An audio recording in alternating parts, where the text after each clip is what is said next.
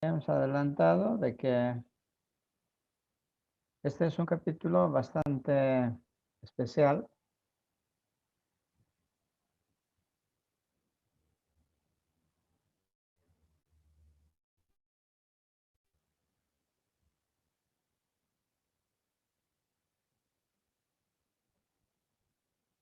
Sin embargo, es muy útil y cuyo objetivo sigue siendo el cálculo del campo eléctrico, pero en este caso aplicando la ley de Gauss. ¿Ya? Como vamos a ver, Gauss viene a ser el, el científico que más leyes aporta al electromagnetismo.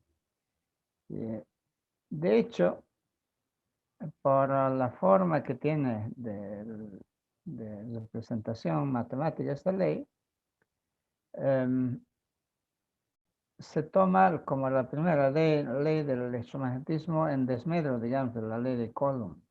En realidad lo que pasa es que la ley de Coulomb es equivalente a la ley de Gauss, o la ley de Gauss es equivalente a la ley de Coulomb. ¿Qué quiere decir matemáticamente? Se puede partir de la ley de Coulomb aplicando rigurosamente el cálculo diferencial, vectorial, llegar de allí a la ley de Gauss, o partiendo de la ley de Gauss se puede llegar a demostrar la ley de Coulomb. Entonces, las dos leyes son lo mismo. En el fondo, aunque tiene diferentes matices, y ambos vamos a aplicar para calcular el campo eléctrico. Así que de aquí en adelante pueden ustedes, si quieren, utilizar la ley de Gauss o la ley de Coulomb para calcular el campo eléctrico. Hay casos en donde se recomienda aplicar la ley de Gauss, en otros solamente la ley de Coulomb. Con esa aclaración, el contenido de este segundo capítulo comienza con las líneas de campo eléctrico, el flujo eléctrico, ahí presentamos la ley de Gauss, y en el punto 3, aplicaciones de la ley de Gauss. Y en el punto 4, aplicamos la ley de Gauss a conductores en equilibrio electrostático. Ese es el contenido del segundo capítulo.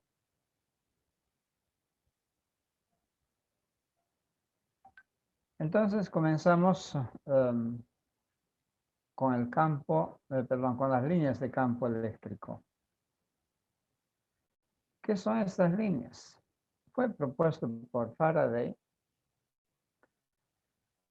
para resolver un problema muy complicado que hasta ahora todavía no se dilucida totalmente en el campo, sobre todo de la enseñanza universitaria, incluido ahora a nivel de colegio, pero que desde Faraday, para quienes trabajamos en este campo, obviamente el campo eléctrico como el campo gravitacional, el campo magnético, tienen una vida independiente incluso de sus fuentes, es decir, de las cargas, de los imanes, etc. Y cuya comprensión permite obviamente una correcta aplicación de las mismas o de los mismos. De momento, entonces, nos detenemos que es una idea de Gauss para resolver el siguiente problema, que espero que sea lo más resumido. Nosotros, para ejercer, qué sé yo, una fuerza, para empujar un auto, digamos, ¿no es cierto? Debo tocarlo o debo jalar con una cuerda si se planta un auto. Debo empujar o debo jalar con una cuerda, ya sea con la ayuda de una grúa, pero definitivamente hay que topar, hay que actuar sobre esa cuerda. Pero eso se llama fuerza de contacto. En cambio, como la carga eléctrica actúa sobre otra carga eléctrica con una fuerza de Coulomb que ya hemos calculado, pero sin que en ese intermedio, en ese espacio que hay de separación de cargas, haya algo que transmita, comunique la fuerza de la primera carga sobre la segunda, o al revés. ¿Ya? Entonces se llamó a ese tipo de fuerzas de acción a distancia, sin que haya nada. ¿Ya? mejor si fuera vacío. En cambio, Faraday sostenía que eso no es, no es necesario dividir. Lo que pasa es que una carga eléctrica o un cuerpo como nuestro planeta genera un campo en el espacio que le rodea. Ese campo se encarga de transmitir, de transportar, si quieren, o de actuar sobre otra carga que se encuentra dentro de un campo y de esa manera ejercer una fuerza. Para nosotros, por tanto, el campo aparece en primera instancia para explicar cómo actúa una carga sobre otra carga. El espacio, por tanto, no está vacío, sino está lleno de esos campos generados por las cargas. ¿Sí? Si es así el campo eléctrico, ¿qué forma tiene? ¿No? Y nuevamente Faraday introdujo el concepto de líneas de campo, o también en su momento llamadas líneas de fuerza. Estas líneas de campo, líneas de fuerza,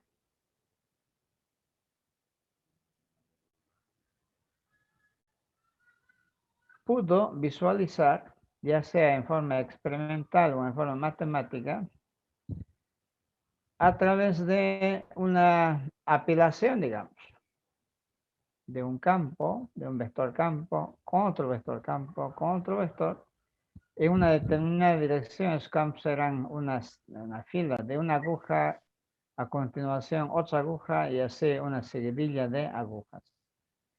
Y si usted lo veía más detenidamente, estaban ordenadas en forma de líneas radiales, ¿no? Y como hemos definido el campo eléctrico para cargas positivas emergentes hacia afuera, por tanto, conformaban líneas radiales divergentes. Entonces, dijo, si la huella que dejan o la marca que dejan los campos eléctricos son líneas radiales, pues esas son las líneas de campo eléctrico. Esa es la forma que tiene el campo eléctrico generada por una carga puntual. Asimismo también, bueno, aquí tenemos entonces, en lugar de campos, vectores campo, aquí entonces trabajamos con líneas radiales divergentes. Eso para cargas positivas. Estas son las líneas de campo que generan cargas positivas. En cambio, las cargas negativas, como generan campos convergentes hacia la carga negativa, las líneas de campo también son líneas radiales, pero convergentes hacia la carga negativa. Subsiste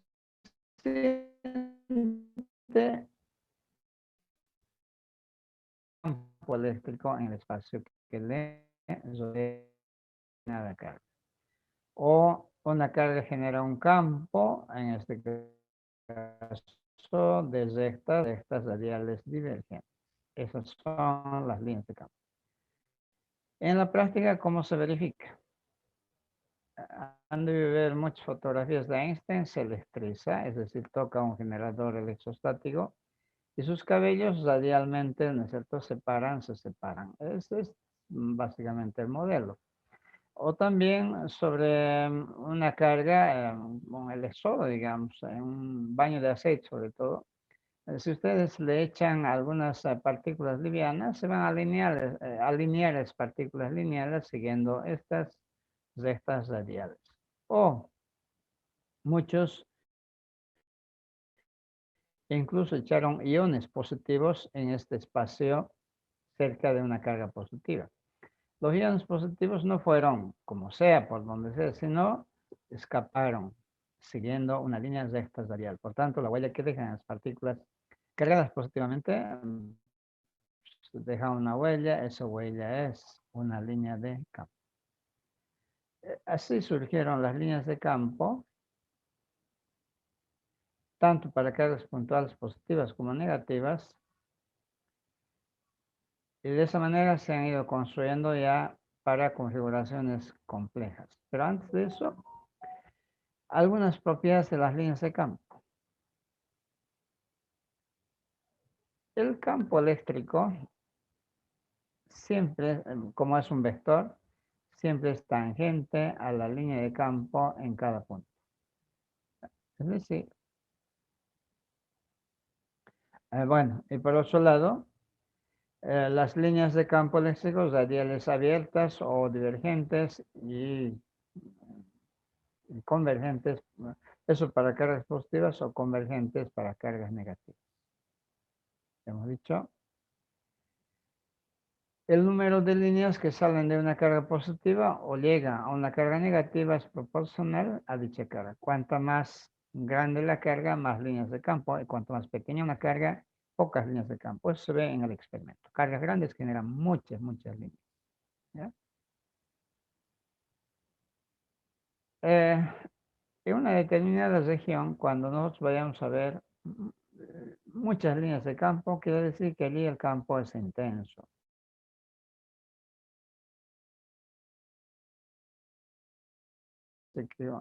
Eléctrico allí es débil. Una propiedad más, las líneas de campo no se cruzan, jamás se cruzan.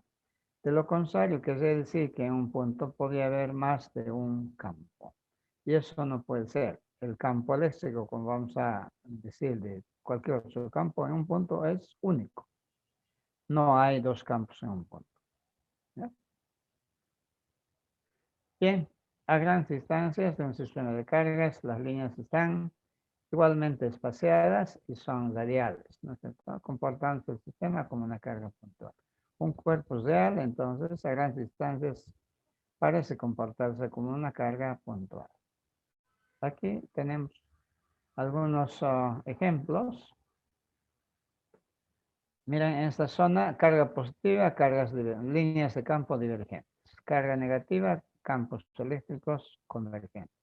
De hecho, este es un dipolo eléctrico, es decir, un par de cargas de igual tamaño separadas por una distancia, una positiva y otra negativa. La molécula de agua es el mejor ejemplo y sin agua nosotros no podemos, nosotros somos 75% agua, no podemos construir, pues a la cal o al yeso o al cemento hay que agregarle agua. Entonces todo tiene agua, toda célula o todo compuesto se estructura, por lo menos en gran parte haciendo uso de agua porque justamente el agua es un aglutinante, un dipolo eléctrico. ¿Ya?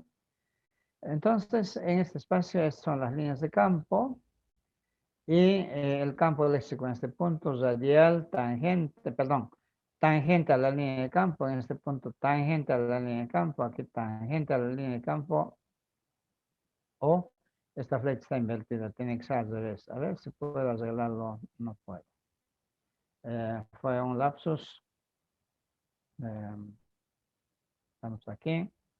A esta flecha vamos a invertir. No se puede. Oh, tengo que conseguir. Esta flecha es a la inversa. Esto está bien, esto está bien, esto está bien. Esto divide línea. Vectores tangentes divergentes de la carga positiva y convergentes hacia la carga negativa. ¿Ya? Aquí está invertir. Voy a arreglarlo. Tiene que ser invertido. ¿Ya? Eso es lo que hemos dicho en campo eléctrico, donde hay muchas líneas, como en este caso. Aquí es intenso el campo eléctrico, pero en zonas donde hay pocas líneas digamos, por centímetro cuadrado, el campo es débil. Eso es lo que quiero decir. Y así, ninguna línea cruza otra. ¿Sí? Entonces, todas las propiedades indicadas en la página anterior, aquí ustedes pueden visualizar. Algunos modelos para nosotros han de ser de mucha utilidad de las placas paralelas. Por ejemplo, una placa paralela, perdón, placas paralelas, quiere decir que son dos placas, una cargada positivamente y otra cargada negativamente, uno frente a otro, del mismo tamaño, todo igual. Las líneas de campo, como dijimos, van de la carga positiva hacia la carga negativa, pero miren, afuera, hacia arriba y hacia abajo, a los costados es cero el campo, y solamente está centrado en su interior. O acá en corte mostramos la placa positiva, la placa negativa. No hay campo, o es muy pequeño aquí arriba, aquí abajo, aquí al costado izquierdo y derecho, y básicamente está concentrada en la parte interior de placas paralelas. pero todos son de la misma dirección vertical en este caso y afortunadamente también son de la misma magnitud.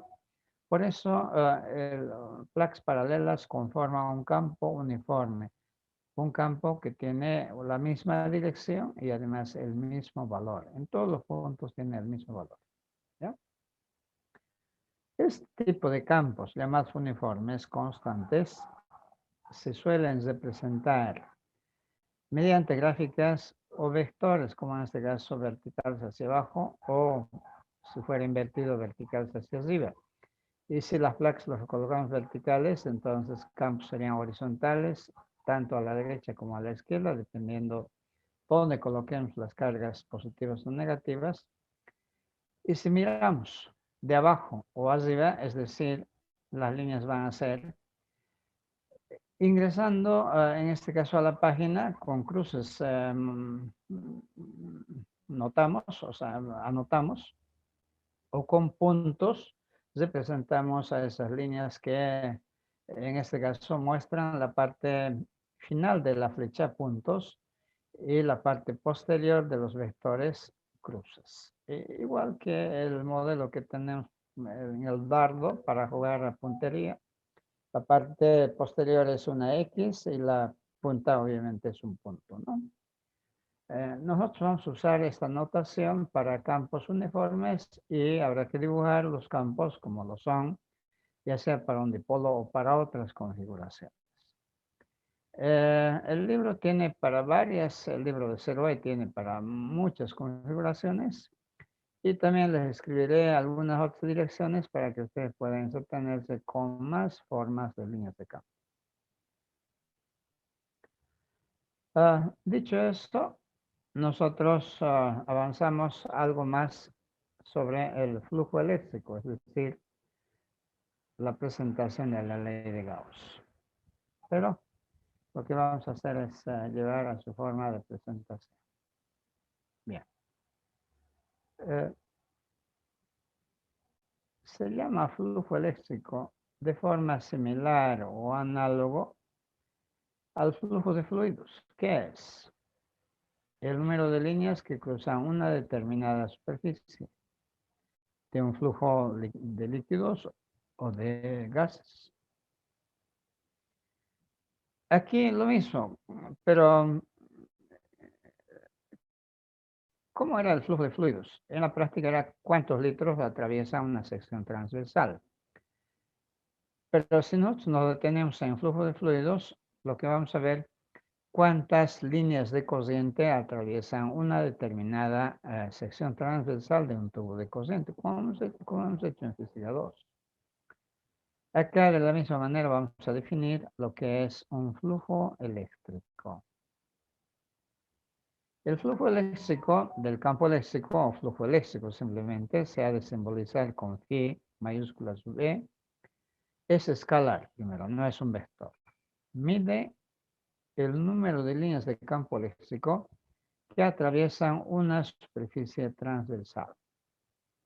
Para un campo eléctrico vector uniforme, constante, quiere decir, el flujo es, miren, para esta superficie, los vectores campo que la atraviesan, como son de dirección y magnitud constantes, no es más que el tamaño de la superficie por la magnitud del campo.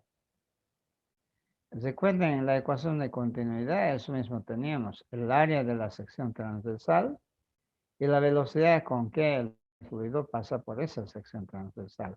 La velocidad, por tanto, aquí se está representando por el vector campo. De allí la analogía entre flujo eléctrico, flujo de fluidos, flujo de carga eléctrica, luego vamos a ver flujo magnético. Todo lo mismo. De momento, las unidades. Newton sobre Coulomb para el campo y para el área metro cuadrado. Esta es la unidad del flujo eléctrico, no recibe ningún nombre. O sea, no ha habido acuerdo de ponerle un nombre, ¿no? Así entonces, si la superficie esta, por ejemplo, ya no es transversal, si no es inclinada, como por ejemplo el techo, ¿no es cierto?, de una casa inclinada, ¿no? Cuando el viento es horizontal, el flujo hay que medirlo para el área transversal. Para eso se proyecta esta superficie de esta área celeste a esta área verde oscura, que esta área oscura es decir, es la transversal. Pero hay que observar que el vector campo léxico con el vector unitario perpendicular a esta área, a este plano inclinado, forman θ grados, un ángulo θ cualquiera. Entonces, esta área no es más que, ¿dónde se repite esa área? Aquí. ¿Por qué? Porque este plano es perpendicular a la normal y esta vertical, esta superficie de proyección vertical no es más que perpendicular al campo. Entonces, esta superficie tiene que ser a coseno de θ. El área que tenía este plano inclinado, como estoy diciendo, a sub 2, entonces esta superficie transversal, a sub 1 es a sub 2 coseno de θ. Entonces debemos trabajar con esa superficie transversal, porque esta otra superficie que es paralelo al campo, por ella no, ninguna línea le cruza, porque es paralelo precisamente. ¿Ya? Entonces aquí hay necesidad de trazar un vector unitario perpendicular al área inclinada. Si es así, entonces el flujo no es más que esa superficie transversal a coseno de θ por el campo, es decir, el flujo emana de un producto escalar ordenando A por perdón, E por coseno de θ, el área sacando afuera. Miren el producto escalar cómo se repite. La magnitud de E, la magnitud de un vector unitario normal, 1. Por el coseno del ángulo que forman estos vectores, coseno de θ. Así que esta cantidad es la misma que la que está acá, solamente ordenado de otra manera. Pero es más elegante que la primera expresión. Aunque en la práctica se sigue utilizando esta expresión para el flujo eléctrico si la superficie es inclinada, tomando en cuenta cuál es la inclinación del vector unitario normal con respecto al campo.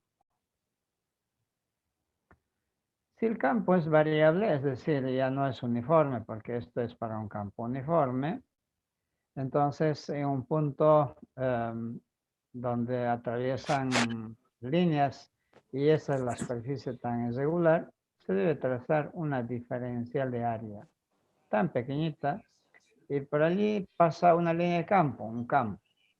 ¿Ya? Y trazamos su vector unitario normal y vemos que θ es el ángulo que forman estos vectores. Para nada cambia. Para una superficie tenemos un flujo. Para una diferencial de flujo vamos a tener una diferencial de flujo. Entonces el flujo total no es más que la integral miembro a miembro. De esa manera queda como resultado E coseno de θ por dA, el tamaño de esta superficie. Los límites de la integral dependen del tamaño, la forma de la superficie a través de la cual la atravesará las líneas de campo. ¿Ya? Entonces, ese es el flujo para campos uniformes y para campos variables. Podemos introducir la forma del campo, calcularla, su flujo para campos variables o para campos uniformes. Eso no es difícil. Tampoco necesario de momento porque aplicando la ley de Gauss, todo el tiempo vamos a estar calculando flujo y más flujo. Bien. La ley de Gauss. La ley de Gauss del campo eléctrico, porque hay 8 del campo magnético, fue propuesto por precisamente Gauss. ¿Ya? Un científico alemán que fue todo en su época, quizás el más grande matemático, a su vez astrónomo, a su vez físico, que vivió entre 1777 y 1855, bastante. Por eso su fotografía siempre aparece de anciano.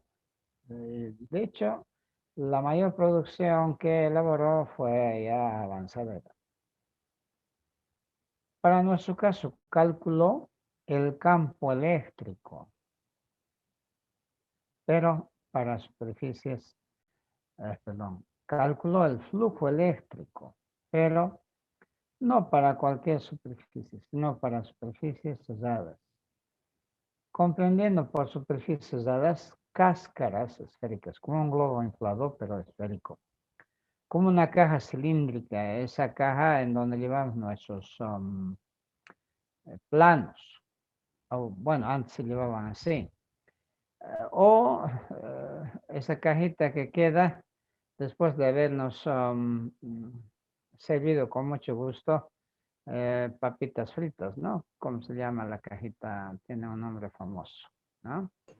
O también cajas o cáscaras cúbicas, una caja cúbica, ¿no? O también cajas de paralelepípedo, como las cajas de zapato o cajas de juguete grandes. O también conos, como en algunos cumpleaños se utilizan, bueno, tienen que ser con tapa, ¿no? Cerradas. O en general, como cualquier globo inflado, de una forma de sandía o cualquier forma de chorizo, etcétera, con la única condición de que sea cerrado. ¿Ya? Esa es la condición para la cual calculó flujo eléctrico. Eh, entonces consideramos una carga puntual que genera líneas de campo en todas las direcciones, pero solamente voy a dibujar unas cuantas y aquí colocamos una superficie cerrada de la forma más irregular posible, ¿sí? La forma de una manzana hueca, ¿no es cierto? Pero superficie cerrada. Entonces, pueden ver que esta línea de campo ingresa por aquí, evidentemente pasa por la superficie cerrada, pero abandona. Esta también de la misma manera la atraviesa, la atraviesa, la atraviesa y la atraviesa. Si llaman flujo positivo al número de líneas que ingresan y negativo a las que abandonan, o al revés, el flujo positivo es igual al flujo negativo. El número de líneas que entran es igual a las que salen. Por tanto, flujo neto es 0. ¿Ya? Esa es la primera conclusión. Cuando el flujo es 0, cuando la carga se halla fuera de la superficie gaussiana. O si quieren al revés, cuando una superficie cerrada no encierra a una carga, entonces el flujo sobre la superficie cerrada es 0. ¿Ya? Ahora, cuando encerramos a la carga en el interior de una superficie cerrada, cualquiera, por esta superficie, por esta, no importa, el flujo, el número de líneas de campo, miren, por acá nos define 8, digamos. Pero 8 atraviesan esta superficie pequeña. 8 nomás también esta otra superficie ya de S2 o S3 o S4. Por tanto, cuando una carga está encerrada por una superficie, no importa qué forma tenga esa superficie, qué tamaño tenga esa superficie, no importa, el flujo es igual para todas las superficies cerradas, únicamente dependen de la carga que se ha encerrado, porque la carga es quien genera las líneas de campo. En este caso, por ejemplo, son, ¿cuántos dibujé? Aquí hay 1, 2, 3, 4, 5, 6. 6 líneas para arriba, 6 líneas para abajo. Entonces, 8, ¿no? 8 líneas arriba, 8 líneas abajo. Por tanto, la misma cantidad para cualquier superficie. Esa es básicamente la ley de Gauss. El flujo eléctrico no depende de la superficie cerrada, que encierra una carga puntual, pero es proporcional únicamente al tamaño de la carga encerrada. Y como es proporcional, independientemente de la forma de la superficie cerrada, puedo igualar buscando simplemente una constante de proporcionalidad. Pero básicamente esta es la ley de Gauss, la idea principal. Eso es lo que se ha hecho en la siguiente presentación. Para varias cargas puntuales, ya no unita, ¿no? Ahora para varias cargas puntuales. Lo que se define es la carga neta, la cantidad de cargas que hemos logrado ensayar. Por ejemplo, en esta tenemos carga 1, carga, otra carga, otra, 2, 3, 4, es decir, muchas cargas. Pero nuestra superficie cesada únicamente encierra a 5 cargas. 2, 3, 4, 5, 6. Ni siquiera la carga 1 no la encierra, ni es negativos que estaban por ahí. ¿Ya? Entonces, se define por carga neta la carga que está en el interior de la superficie cesada, porque las que están fuera ya hemos dicho que no generan ningún flujo neto.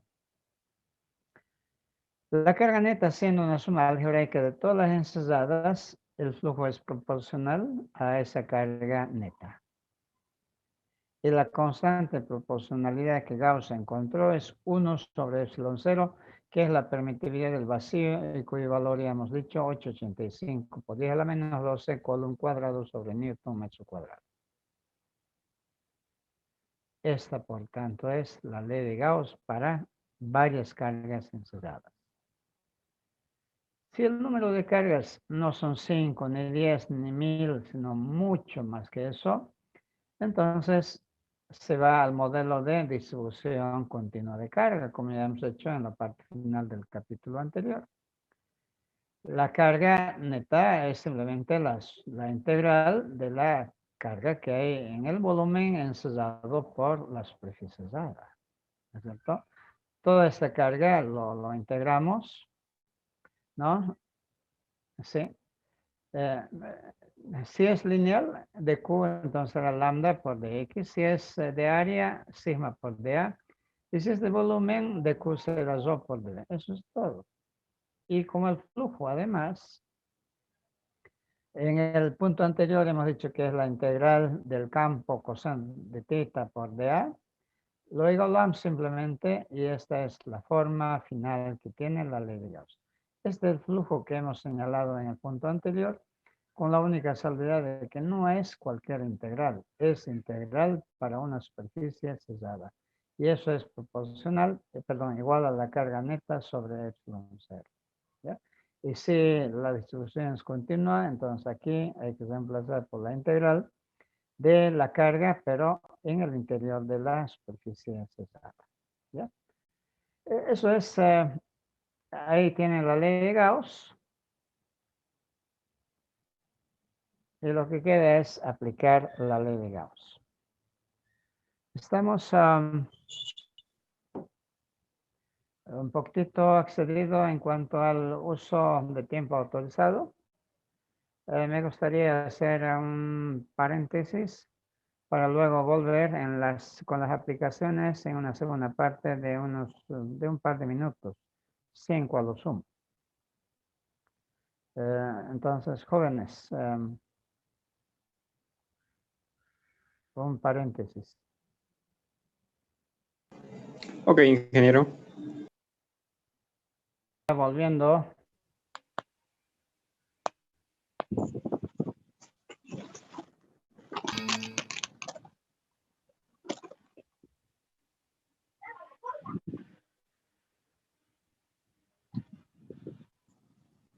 Hola. ¿Se escucha, ingeniero? Ya, creo que muy corto el tiempo, ¿no? De intermedio. Ya. Yo creo que se van a ir sumando los compañeros. No es tan fácil como comprender la ley de Gauss, entenderla, la ley de Gauss, como lo hicimos seguramente con la ley de Coulomb. Es más sencilla la ley de Coulomb, pero la ley de Gauss tiene dos cualidades. Difícilmente aplicando la ley de Coulomb podemos resolver con facilidad campos generados por distribuciones continuas de carga. En cambio, con Gauss se lo puede hacer con mucha facilidad. Segundo, para hacer una ley correcta, según Einstein, las leyes tenían que tener una expresión matemática bella, hermosa, perfecta. ¿Ya? La ley de Coulomb no tiene esa cualidad. En cambio, sí, la ley de Gauss. A ver, observen.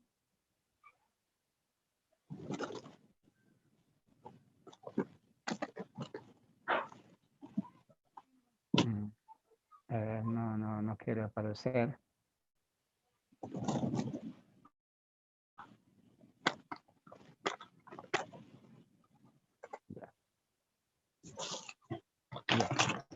Ya vamos regresando. Entonces, miren esta expresión matemática frente a la ley de Coulomb, que era fuerza igual a K, Q1, Q2, sobre R al cuadrado, cosas así, ¿no?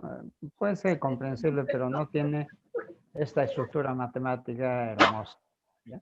Y cuando uno trabaja en otro formato, con operadores, tiene una expresión mucho más hermosa todavía.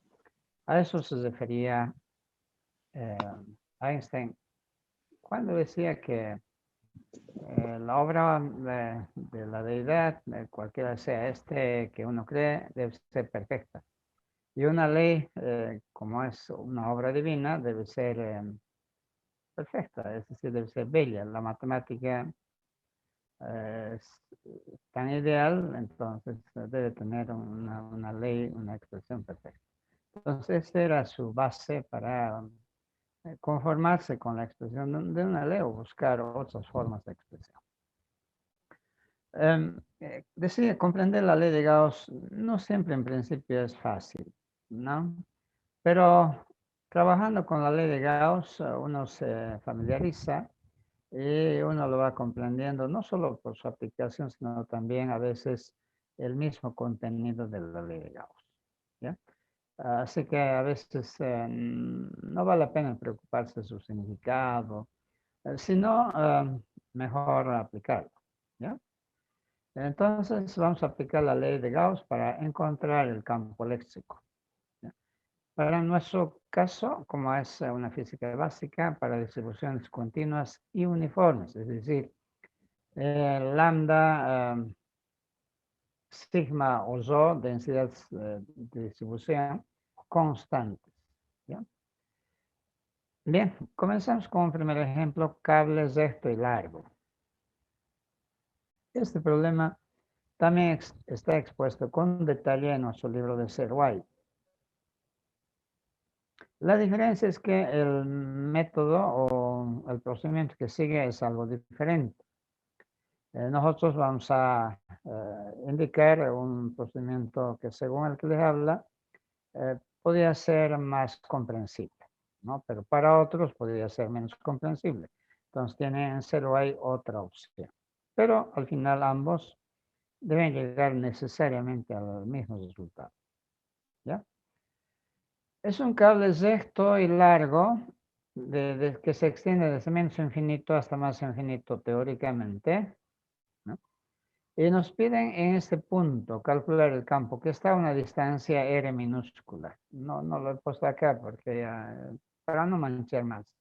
Del cable a este punto hay una r minúscula, una distancia chiquitita, ¿no?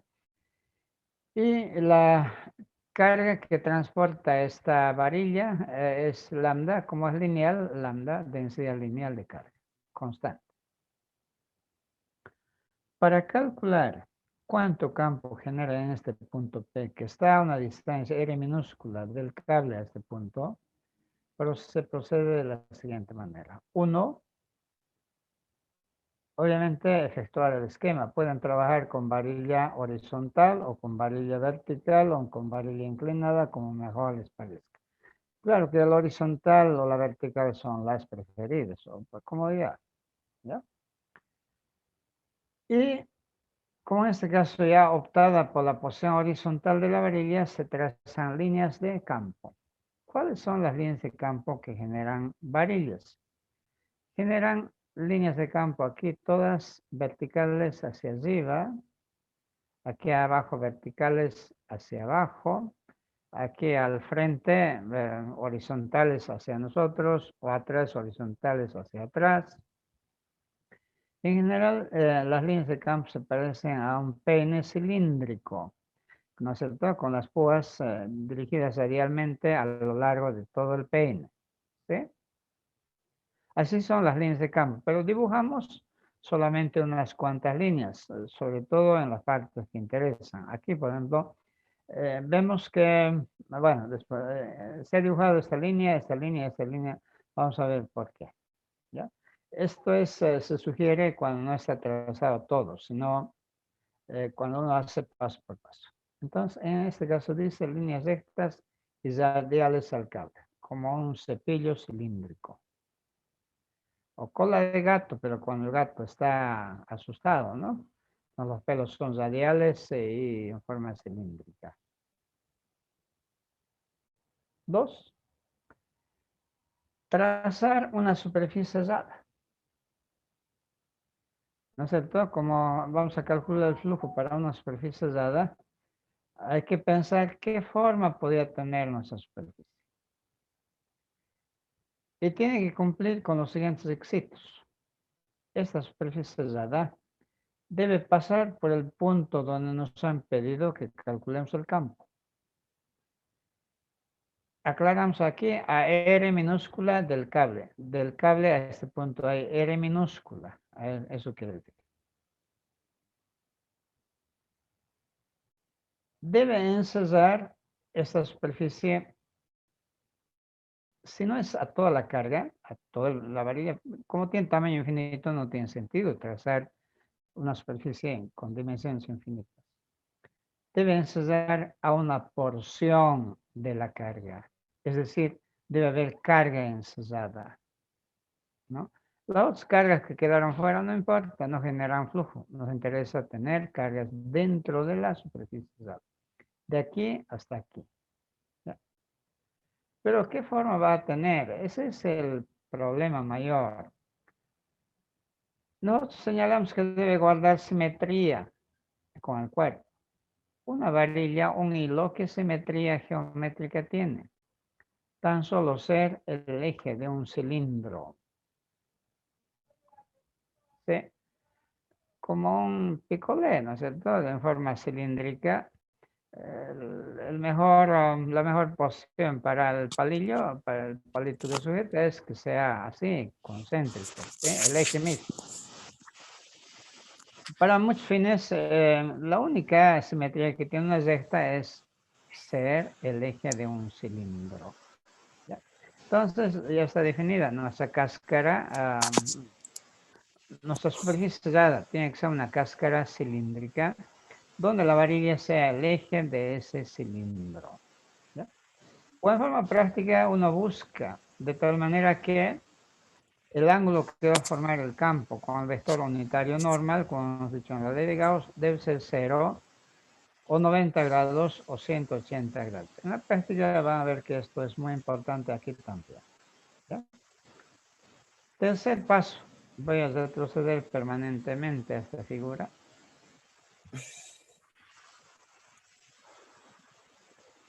En el punto P, donde nos han pedido hallar el campo y donde sea necesario trazar los vectores campo, el vector unitario normal, el elemento de área de A, debo hacer al revés, ¿no? Primero trazar el elemento de área de A, luego el vector unitario normal y recién especificar el ángulo θ. ¿Cómo hemos hecho acá? Miren, en este punto P, he trazado el elemento de área aquí con rojo, ¿sí? Ese es el elemento de área de A. Por aquí el campo pasa verticalmente hacia arriba. El vector unitario normal a esa superficie pequeñita que hemos trazado también es radial, en este caso vertical hacia arriba. Pero, como la cáscara cilíndrica tiene 3 lados, es el área lateral. Una base, esta la tapa, 3 áreas definen. Entonces mejor hago para la base lo mismo. En esta parte, por ejemplo, el vector campo es vertical hacia abajo.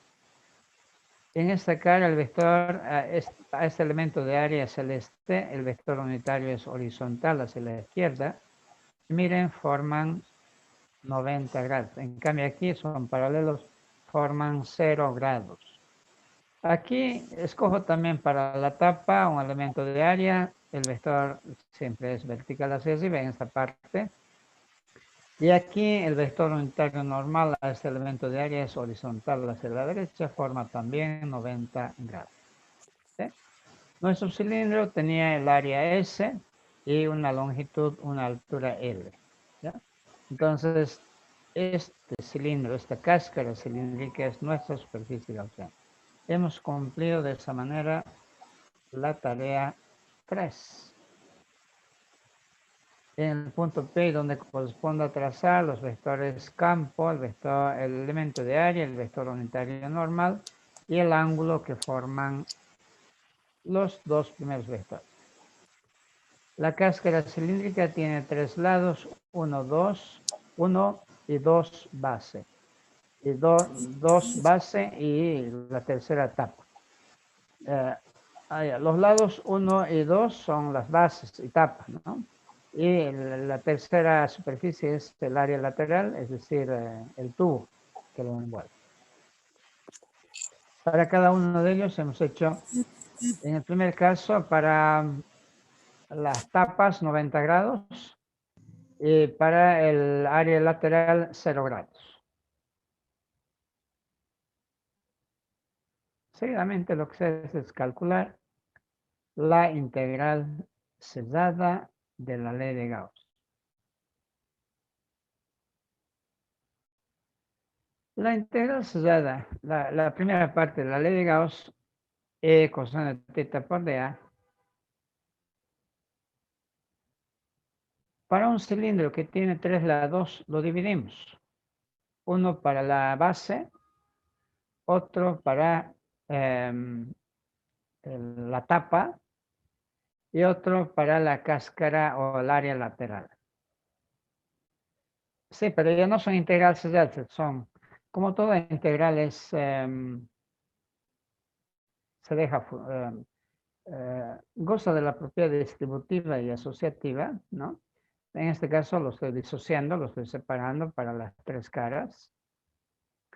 Para S1, teta valía 90 grados y coseno de 90 grados es 0. Para la tapa, también teta es 90 grados, coseno de 90 grados es 0. En cambio, para el área lateral, como en el punto P, teta es 0. Y coseno de 0 es 1. Por tanto, es el único término que no es 0. Sí, el comentario que les hacía, ¿no? Vas a retroceder para ver la figura y esto es lo que se da. De esa manera, entonces, la integral sellada ahora es una integral simple. Para el área lateral S3 simplemente, pero es del campo eléctrico. Lo único que no he escrito aquí es coseno de teta. Coseno de 0 es 1. En realidad, toda cantidad por 0 es 1, hasta que no era necesario anotar. Pero todavía no conozco el campo para efectuar esta integral, aunque ya estoy mostrando el resultado. Justifico este resultado con el siguiente argumento. Todos los puntos del área lateral de la cáscara cilíndrica se hallan a la misma distancia, están a la misma distancia R al que está el punto P. Por tanto, el tamaño del campo, la magnitud del campo, debe ser el mismo en todos los puntos de la cáscara cilíndrica. Aquí no es vector, aquí es magnitud. Por tanto, siendo la magnitud constante, puede salir fuera de la integral. Y la integral es únicamente entonces para el área lateral. ¿Y el área lateral qué es? 2pi por R, por la longitud. ¿Por qué 2pi R? En realidad, el área lateral de un tubo lo generamos simplemente tomando un rectángulo y le damos la forma de un tubo, ¿no es cierto? Unimos un extremo con el extremo opuesto. Entonces, R viene a ser la distancia que es del eje al punto P y L la longitud del... Este es el área lateral de una cáscara cilíndrica, el área de un rectángulo, donde un lado es el diámetro y el otro lado la longitud. De esa manera, la integral se ha resuelto con la mayor sencillez, no hemos usado tablas, es directo. No, justificamos 2pi r por L, es el área lateral de la cáscara, ¿no? Hecho eso, en el punto 4, 5. Calcular la carga neta. Como lambda es una constante, la carga neta, dijimos, para distribuciones continuas es integral. Integral desde 0 hasta la longitud total ensayada es de tamaño L, de 0 a L minúscula, que es el tamaño de nuestro cilindro, de nuestra cáscara cilíndrica, perdón. Lambda, como es una constante, sale fuera y esta integral es directa, entonces simplemente lambda por L. Esa es la carga neta ensayada. Y si esa es la carga ensayada, en el último paso, lo que se hace es, como sexto paso, aplicar la ley de Gauss. La ley de Gauss adquiere la integral cesada del campo de A, y justamente ahí está el resultado. Y en el segundo miembro, la carga neta, que es lambda por L, dividido entre epsilon 0. Lo que hay que simplificar, L con L se simplifica, y se despeja el campo lambda sobre 2pi r y por epsilon 0. Que se puede escribir multiplicando por 2 y dividiendo entre 2. Entonces va a aparecer 1 sobre 4pi epsilon 0, que es k, 2k lambda sobre L. Cualquiera de estas expresiones permite calcular el campo que genera una varilla delgada o un cable, si quieren, cargado con lambda a cualquier distancia r de dicho cable. En forma radial, como dijimos, el único valor que no se puede obtener es para la posición donde está el cable, es decir, para r igual a 0. Esa es la única limitación. ¿Sí? Eso es lo que indicamos a continuación, excepto en r igual a 0.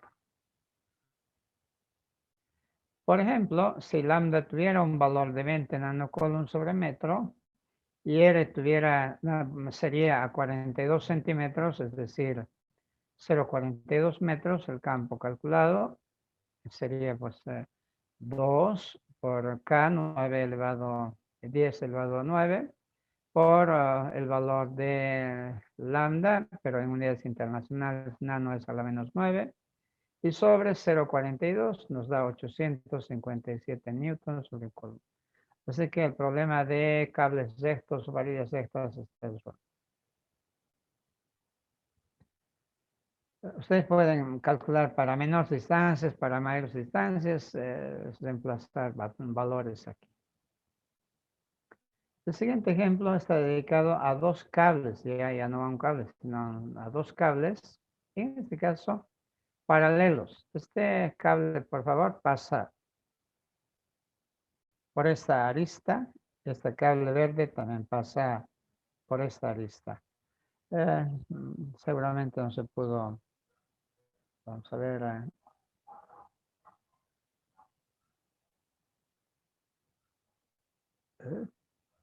No se puede corregir. Pero por favor, estos cables coinciden con esta arista y con esta otra arista.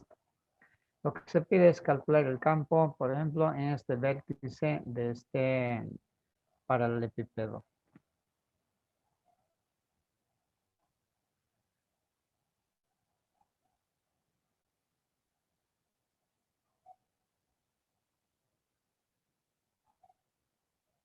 ¿No? Damos otros datos más. Los cables, el rojo de 5 nanocoulomb sobre metro y el verde con menos 8 nanocoulomb sobre metro. Pero ambas son cables infinitamente largas, rectas, y están separadas. Quiere decir que este es 1 metro, separados 1 metro, y el campo eléctrico a una distancia de 2 metros del primer cable. De este cable, 2 metros. Este es 2 metros. ¿Ya? Eso es lo que dice el mismo problema. El problema y los dos cables se harían en el mismo plano. Por supuesto, este es el plano donde se harían los dos cables. Les reitero, se han levantado, tienen que coincidir con estos lados. Perdón, con estas aristas. ¿Ya? Siendo ese el problema, voy a ver en una proyección. Si hacemos un corte precisamente en el plano de la pizarra, la figura se va a ver como sea. Perdón, como lo siguiente. Aquí está. La línea cortada se va a ver como una carga positiva, pero se proyecta, ¿no? Hacia adelante de nosotros, hacia atrás. Este es un corte positiva. Y la verde, ¿no es cierto? Igual, un corte es paralela, es 1 metro. Y este sería el punto P donde nos han pedido calcular el campo. Cualitativamente, esta carga positiva genera este campo de sub 1 radial divergente. Esta carga negativa también genera un campo radial convergente hacia la carga negativa. Reitero, esto es un corte de la figura paralelo al plano o exactamente en el plano donde estaba proyectado en el espacio. ¿Ya? Vale un lado 1 metro, el otro lado 2 metros y obviamente la hipotenusa, la distancia que hay de la carga 2 del cable 2 al punto P es raíz cuadrada de 5. Bien. A continuación se sugiere calcular el tamaño de los campos. Miren, es sub 1 con la misma fórmula que hemos reducido, 9 exponente 9, su densidad lineal de carga 5 por 10 a la menos 9, sobre 2 porque está separada a distancia de 2 metros, 45 newtons sobre coulomb. La segunda carga de la misma manera, pero ya con signo positivo, magnitudes, esta no es vector. Además que ya lo hemos tomado en cuenta aquí, su signo, ¿no? Dirigida hacia la carga negativa. Sobre raíz cuadrada de 5 esta distancia. Y aplicamos lo mismo al método del diagrama de cuerpo libre, colocando en este punto P el eje X horizontal, el eje Y vertical. Eso, bueno, ya no hay que descomponer, sino este es el único vector que debe ser descompuesto tanto horizontal como verticalmente. Pero para ello necesitamos un dato adicional. Para descomponer necesito este ángulo, que como se ve, este mismo ángulo es, y este ángulo con tangente, por ejemplo, cateto opuesto sobre cateto adyacente, que es lo que se ha hecho, cateto opuesto 1, cateto adyacente 2, 26,56 grados. Con lo que, sin construir otro diagrama, sino aquí mismo, componente X es sub 1 positivo, menos la proyección de E sub 2 sobre X, E sub 2 coseno de alfa, que da un valor de menos 12,6. Y componente Y no tiene este, solamente es este componente negativo, E sub 2 seno de alfa, menos 28,8 newton sobre coulomb. En encontrar sus componentes, lo que se hace es hallar su magnitud, elevando al cuadrado de sub X, sumando con E sub Y al cuadrado, raíz cuadrada y la dirección. Con arco tangente se puede hacer componente Y sobre componente X, es el ángulo que forma con el eje X este vector resultante. Como se puede ver, por método de paralelogramo debe encontrarse, se componen por aquí, debe encontrarse así, más o menos, formando 66,4 grados. Ah, no, ambos componentes son negativos, entonces está aquí en el tercer, claro, en el tercer cuadrante. Por aquí debe estar, este debe ser chiquitito, este debe ser muy grande, entonces esto debe jalar hasta por acá. Por aquí debe estar el vector resultante, y ese ángulo forma pues 66,4 grados. ¿Ya? Entonces, como un resultado de la línea cargada nos puede llevar a plantear no un problema, sino muchos problemas. ¿Ya? una segunda aplicación, el cable coaxial. El cable coaxial está constituido por dos cables cilíndricos, uno macizo interior y otro un cilindro hueco exterior. Generalmente es tela metálica, tela de alambre metálico, ¿no? El cable interior a su vez es el eje y una coraza cilíndrica, ¿no? Llevan cargas lineales iguales, pero de signos opuestos. El interior carga positiva y el exterior carga negativa. Calcular en el espacio interior y exterior del cable coaxial. Calcular el campo en interior y exterior. En forma industrial así viene el cable coaxial. El interior y ahí está la tela exterior, el cilindro exterior. Por supuesto separado por un aislante para darle mayor consistencia y todo cubierto por otro aislante para que no haya contactos. Está calculado para el campo en el espacio interior, es decir, entre el cilindro interior y la cáscara exterior. Se ha introducido el modelo de la superficie gaussiana por la simetría 8 cilindro. Pero como este caso es igual al problema que precede del inciso A, por tanto el campo no hay necesidad de calcular, es simplemente buscar lambda sobre él, con la única restricción de que R debe ser mayor al radio interior y menor al radio exterior.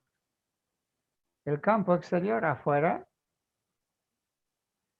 por ejemplo en esta gráfica espero que se note, carga positiva, carga negativa. En la suma de la carga neta se va a anular para esa superficie que la envuelve. Por tanto, siendo la carga neta cero, no hay más que un campo cero. ¿Ya? Entonces, por eso el cable coaxial se usa para llevar señales, ondas eléctricas, y viaja como si fuera una cañería por el interior del cable coaxial. Afuera no se transmite, no escapa las ondas, como tampoco ingresan ondas de afuera, no interfieren ondas de afuera hacia el interior, ¿no? Por lo menos ciertas distancias, ¿no? Considerablemente largas. Afuera podemos ocasionar ondas, no interfieren, no ingresan para nada, tampoco escapan. Así es como están conformadas las líneas de campo eléctrico en el interior, con carga positiva y el exterior con carga negativa, a lo largo de todo el cable coaxial, líneas radiales partiendo de la carga positiva y llegando a la carga negativa. ¿Ya? Este cable es tan útil, yo por ejemplo utilizo para Wi-Fi en mi casa, el cable coaxial, para TV cable también, el cable coaxial, y Cotas, sobre todo con la fibra óptica, está haciendo uso del cable coaxial para fines de dar servicio de internet. En las casas, aunque otros utilizan otros medios, no sé exactamente, no soy muy entendido en eso. No sé si es mejor o peor, pero yo confío mucho por llevar señales eléctricas en cables coaxiales. Por la importancia se indica el cable coaxial. Solo campo interior, campo exterior, etc. Van a encontrar en el trabajo otros ejemplos más que detallados resultados, pero sus desarrollos están muy detallados en el libro. Y si tienen dificultades en el libro, yo resuelto a mano seguramente en detalle, les podré mandar como fotos. Por ejemplo, aquí tenemos una esfera cargada con la densidad de carga constante. Entonces se quiere calcular campo en el interior, aquí en el espacio interior y también en puntos exteriores. Se encuentra que en el espacio interior este es el campo y este es el campo en el espacio exterior. Como varía interiormente en forma lineal y luego decae en forma de una hipérbola en el espacio exterior, ¿no? Y todos los detalles están señalados con resultados, pero hay que desarrollarlo. O si en el libro está resuelto con mucho detalle.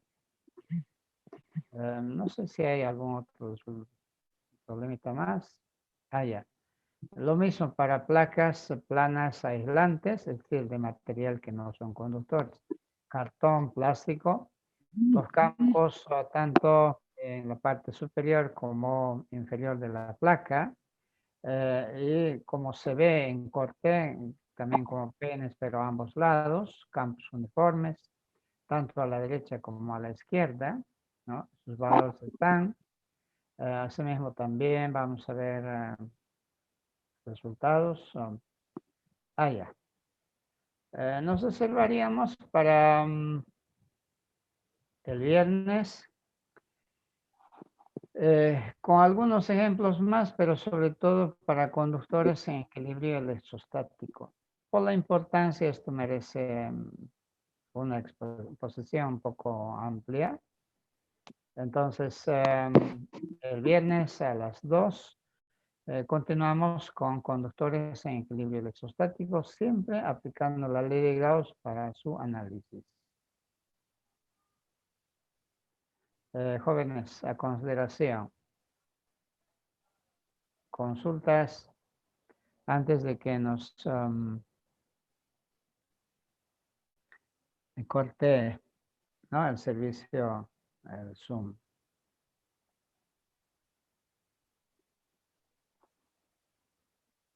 Jóvenes tienen la palabra. Hola. Sí, ingeniero, está bien. Está bien, Inge. Ya, ¿no tienen preguntas por ahora? ¿Se ha entendido bien? Ya. El material está en Classroom y si alguien tiene dificultad me avisan para poderlo también elevar a WhatsApp, porque hay algunos que me parece que los que recién han llegado sobre todo están en constante dificultad para entrar a Classroom. O si no, ustedes ayudan a sus compañeros, por favor, para que así no tengamos que repetir la misma información. Está bien, Inge. Ya, entonces buenas tardes, hasta el viernes. Hasta luego, ingeniero, No gracias. se olviden, Gracias. vayan haciendo sus prácticos. Está bien, ingeniero, gracias. Ya, hasta luego. Gracias. Hola, Hasta luego.